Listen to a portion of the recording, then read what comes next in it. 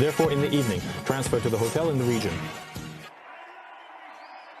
The authorities of Donald Trump, speaking at a rally in Michigan, he called the first results of his presidency historic achievements of his administration, stating that he broke all records of previous presidents. He said he does not believe the poll data showing his low rating. Part of his speech was dedicated to criticizing the Democrats and the previous Biden administration, claiming that he fell asleep on camera and went to the beach, instead of thinking about ending the conflict between Russia and Ukraine. Trump's speech took place against the backdrop of instability in international markets caused by the imposition of tariffs on imports from almost all countries. Speaking about the economy, Trump promised to end inflation, lower prices, raise wages, and create, quote, the greatest economy in the world. According to him, this is already happening. We are ending the inflation nightmare, the worst we have probably had in the history of our country. We are ridding the government of leftist madness and transgender hysteria. We are stopping the indoctrination of our children and saving billions of dollars that were meant for wasteful spending and abuse. Most importantly, we are saving the American dream. We are making America great again, and it is happening quickly. What the world has seen over the last 14 weeks is the revolution of common sense. The main news on RBC with Nikita Gamiza in the studio. The U.S. will withdraw from the negotiation process on Ukraine if there is no progress, stated State Department Representative Tammy Bruce. We are at a point where both sides need to present concrete proposals on how to end this conflict. How will we proceed? This is a decision that the President will make. If there is no progress, we will step back as mediators in this process. What we have been working on, and we have been clear about this, is a complete, comprehensive, and lasting ceasefire. Not a 3-day pause so you can celebrate something, but a complete end to the conflict. In an interview with ABC, Trump stated that, in his opinion, the Russian president wants to stop the conflict and is easier to deal with than the Ukrainian leader Zelensky. At the same time, Trump pointed to the ongoing Russian strikes on Ukraine and noted that Vladimir Putin, quote, might be playing some mind games with him. In the interview, the U.S. president expressed the opinion that his Russian counterpart respects him and therefore, quote, will not try to seize all of Ukraine. Russia has a great opportunity to achieve a sustainable peace in the conflict in Ukraine. Washington will fully support the party's path to a long-term settlement. This was stated by U.S. Representative John Kerry at a Utah Security Council meeting. According to her, the framework agreement that Washington presented to Moscow and Kyiv could subsequently lead to a stable and lasting peace. However, he also stated that the involvement of North Korean military in the conflict on Russia's side is a serious escalation and a violation of the resolution. Security Council. France, at whose initiative the Security Council meeting was held, called on Russia to stop the hostilities and oppose the terms of the peace agreement, which would mean the de facto capitulation of Kyiv to Moscow. This will become a threat to Europe's security, stated France's Foreign Minister Jean-Noël Barrot. The representative of Ukraine at the Security Council meeting stated that their country would not agree to peace at any cost. Moscow hopes that the West will stop arming Kyiv and convince Zelensky of the need to enter into a constructive dialogue. This was stated by Russia's permanent representative to the organization, Vasily Nebenzia. The diplomat added that Russia considers the ceasefire from May 8 to 11 as a potential step towards direct negotiations between the countries. Vladimir Putin and Foreign Minister Sergei Lavrov reiterated that Moscow is ready for dialogue with Kyiv without preconditions. He added that Moscow intends to discuss the details of the contours of peace with Washington. The Russian-American dialogue continues. There are many nuances of the future contours of the peace plan to be discussed. From the very beginning of the conflict, we have stated that we prefer diplomatic methods to achieve the goals of our special military operation. Therefore, Russia is currently focused on a sustainable and long-term solution that would eliminate the root causes of the conflict and prevent it from reigniting.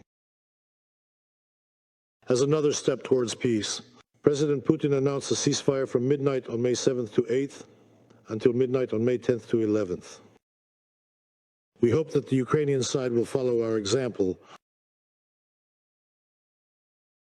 Such a step could serve as a prelude to direct peace negotiations between Russia and Ukraine without any preconditions, to which we are ready, despite the existing issue with the legitimacy of the head of the Kyiv regime. Commenting on the participation of North Korean military in the liberation of the Kursk region from the Ukrainian armed forces, Nebenzia emphasized that Pyongyang sent its military to Russia under the terms of a bilateral strategic partnership agreement. This is in accordance with international law. FSB officers detained 3 people in Khanty-Mansiysk who were preparing a terrorist attack against a participant of the special military operation. According to the intelligence service, the suspects are citizens of Russia, Belarus, and Moldova. They planned the attack on the orders of Ukrainian intelligence services. The FSB claims that on April 12th, while Ukrainian agents were assembling a homemade bomb in a residential building in Khanty-Mansiysk, it accidentally detonated. The explosion damaged several apartments and 5 people, including 2 suspects, were taken to the hospital. It is specified that the detained Moldovan citizen was involved in delivering components for the bomb. In Ivano-Frankivsk, the suspects were arrested. The investigative committee has initiated a criminal case under 3 articles, including preparation for a terrorist act and attempted murder. The largest American electronics manufacturers, Intel and Microsoft, as well as South Korean LG, have registered trademarks in Russia. This is reported by Izvestia, citing data from Rospatent. Thus, at the beginning of April, Intel registered the trademark Intel Tiber.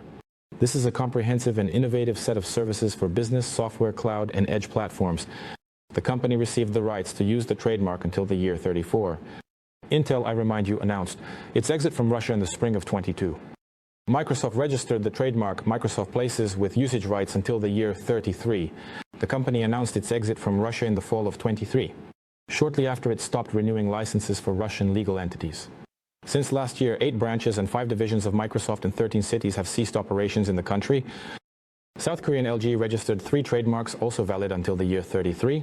Among the products are household appliances, automated vehicles such as delivery drones and driverless cars, as well as bicycles, baby strollers, dental offices, and water purification devices.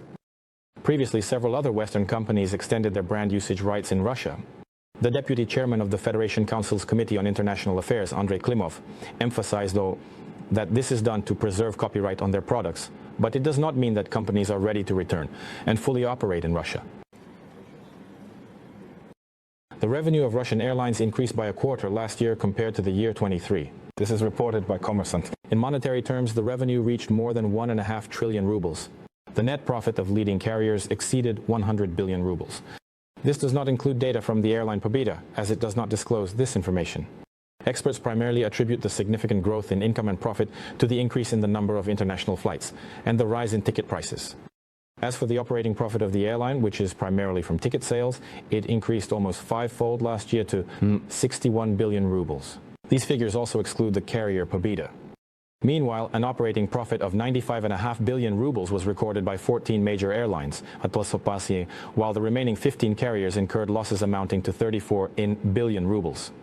According to Rosaviatsia, airlines carried 84.5 million passengers on domestic flights last year, approximately 2% more than the previous year. However, on international flights, the growth was slightly over 20%. Such services were used by 27 million outbound passengers. Magnet acquired a controlling stake in Azbuka Vakusa. The deal will be closed after receiving approval from the FAS. This was reported by the company itself. Earlier, 3 sources familiar with the negotiations informed RBC about the preparation of the deal. According to their information, the deal will include the retailer's stores in Moscow and St. Petersburg, as well as 5 capital kitchen factories and 3 distribution centers. The amount of the deal, according to estimates, experts estimate it could range from 30 to 35 billion rubles. Most of the Azbuka Vakusa stores are located in the Moscow region and St. Petersburg. There are a total of 170. Last year, the company's revenue amounted to just over 100 billion, increasing by 17% compared to 23. As for net profit, it quadrupled and reached 3.5 billion rubles in 24. The sale of Azbuka Vakusa has been discussed in the market for several years. Potential buyers included Yandex and Sever Group. The conditions proposed by Magnet turned out to be more comfortable for the owners of Azbuka Vakusa, according to a source close to one of the parties, as told to RBC. We will continue to monitor the events.